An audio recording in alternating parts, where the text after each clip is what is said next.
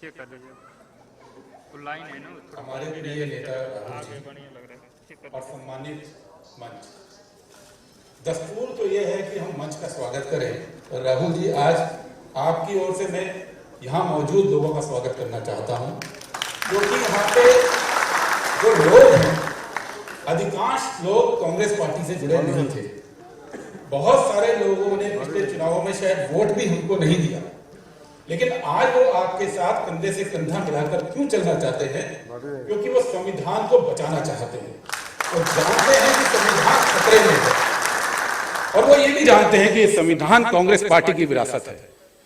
ये संविधान जिसका बीज कराची के कांग्रेस अधिवेशन में पड़ा था, जब युवा नेता जवाहरलाल नेहरू जो कांग्रेस के अध्यक्ष बने थे, महात्मा गांधी की गाइडेंस में उन्होंने पहली बार कहा था कि सदियों से देश में जाति धर्म के भेदभाव का जो संघर्ष चल रहा है वो अब खत्म होगा, आजाद भारत में सब लोग बराबर होंगे।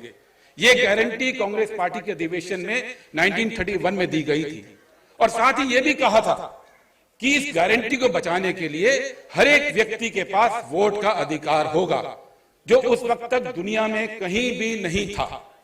कांग्रेस पहली पार्टी थी दुनिया में जिसने बिना शर्त के बहुसंख्यक लोगों को, एससी, एसटी, ओबीसी के लोगों को, सभी धर्म के लोगों को, अमीर को, गरीब को वोट इसलिए दिया था कि बराबरी के हक को वो बचाकर रख सकें।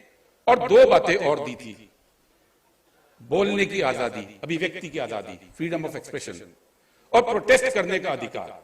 क्योंकि ये एक बुके है, फ्रीडम ऑफ एक्सप्रेशन, प्रोटेस्ट का अधिकार, वोट की आजादी। और जब संविधान बना 20 साल बाद, 19 साल बाद, तो एक और अधिकार दिया, आरक्षण का अधिकार, ताकि बराबरी की गारंटी को जमीन पे उतारा जा सके। ठीक उसी वक्त आरएसएस भी डेवलप हो रही थी। 31 में हमारा मैनिफेस्टो आया, कराची रेजोल्यूशन, और आरएसएस भी बन गई थी 25 में। लेकिन आजादी के दौरान आरएसएस का एक वक्तव्य, हिंदू महासभा का एक स्पीच, कोई एक पैराग्राफ, कोई एक प्रेस ब्रीफिंग नहीं है जो बराबरी की बात करती हो। कोई एक वक्तव्य नहीं है जो आजादी की, अभिव्यक्ति की आजादी की बात करता हो। कोई एक वक्तव्य नहीं है जो सबको वोट के अधिकार की बात करता हो। कोई एक वक्तव्य नहीं है जो प्रोटेस्ट के अधिकार को देने की बात करता हो। इसलिए हैरानी की बात नहीं कि आज जब वो सत्ता में आए हैं तो इन सब चीजों के खिलाफ खड़े हैं। उस वक्त आरएसएस कर क्या रहा था? आरएसएस हिंदू महासभा, सावरकर जी की उनकी पार्टी हिंदू महासभा आरएसएस के पूजनीय हैं। ये दोनों दल, ये दोनों संगठन उस वक्त मुस्लिम लीग के साथ बैठकर पाकिस्तान का प्रस्ताव पारित करा रहे थे, सिंध की सरकार में और बंगाल की सरकार में। ये लोग वाइस रॉय के बागीचे में भुइयां छील रहे थे। वहां पे डिफेंस काउंसिल के मेंबर थे, उस डिफेंस काउंसिल के वाइस रॉय के, जिस वाइस रॉय की फौजें आजाद हिंद फौज के ऊपर गोलियां बरसा रही थी। ये लोग गवर्नर को चिट्ठियां लिख रहे थे 1942 में, आरएसएस के हिंदू महासभा के नेता, कि किस तरह से भारत छोड़ो आंदोलन को कुचलना चाहिए। खबरें दे रहे थे उस भारत छोड़ो आंदोलन में, जिसमें 10,000 कांग्रेस के लोगों ने अपनी जान दी। आरएसएस के लोग बोलते हैं कि चरखा चला के आजादी मिली, सिर्फ वो ये नहीं बताते कि वो 10,000 लोग कांग्रेस पार्टी के, उन्होंने अपना खून दिया। और वो खून का जो कर्ज है वो केवल ब्रिटिश के सिर नहीं है, वो इनके सिर भी है जो भारत छोड़ो आंदोलन के अगेंस्ट थे। तो हमारा आज ये कहना है कि आज जब आरएसएस झूठ के दरवाजे से सत्ता पे आ गई, वही आरएसएस, वही हिंदू महासभा, जिसको आजादी के आंदोलन के बाद जब चुनाव हुए तो 4 सीट और 3 सीट मिली थी। 4 हिंदू महासभा को, 3 जनसंघ को। क्यों मिली थी? क्योंकि हमारे जो बड़े बुजुर्ग थे वो इनका रोल जानते थे आजादी में। वो जानते थे इन्होंने आजादी के दौरान क्या किया।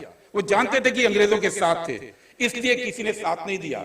लेकिन आज 75 साल के बाद हम देखते हैं कि वो झूठ के दरवाजे से सत्ता पे आ गए, प्रोपेगेंडा के दम पे आज वो संविधान बदलने की बात कर रहे हैं। इसलिए राहुल जी, जब आप आगे बढ़ते हैं तो ये तमाम लोग आपके साथ चलते हैं।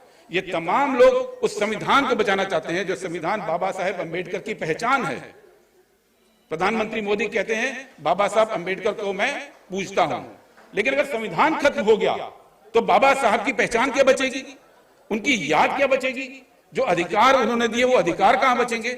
इसलिए आज इस चुनाव में लड़ाई केवल सत्ता बदलने की नहीं है, इस चुनाव में जो लड़ाई है वो संविधान बचाने की है, वो आरक्षण बचाने की है, वो जातीय भेदभाव को आगे बढ़ाने के लिए जो गरीब पिछड़े लोग हैं, जो मजलूम लोग हैं, उनको सत्ता में, उनको सत्ता के अलग अलग प्रतिष्ठानों में, उनको नौकरियों में जगह देने की है। वो लोग आगे बढ़ेंगे तो देश एक रहेगा। इसी संदेश के साथ राहुल जी आज आपके साथ ये लोग जुड़ने को तैयार हैं। मैं आमंत्रित करता हूं आपको कि आप इनको संबोधित करें।